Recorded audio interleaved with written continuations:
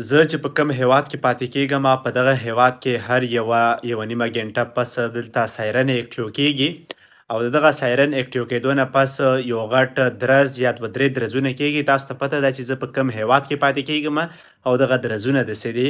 نن په دغه هیواد کې سهار وختي چې کوم څه شوي دي موږ ته خبر یو خو چې ویلی ځکه نشو په میډیا باندې چې پابندي ده دلته کې په هر څه باندې ویلو باندې.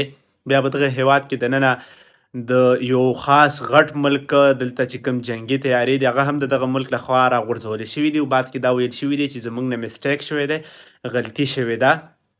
نو که څوک هم وایي چې جنګ ودرېدو یا جنګ کلار شو، جنګ کلار نه دی.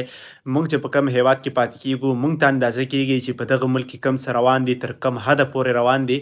نو زه وایم چې د پیله ورځې نه یا د دویمې ورځې نه واخله نن چې کوم څه شوي دي دا انتهایي زیات دي او نن شپه چې څه کیدونکي دي هغه هم لا زیات کیدی شي. نن شپه ډیره زیاته خطره ده. خدای دې ټولو ته خیر پیش کړي، خدای دې په موږ ټولو باندې رحم وکړي.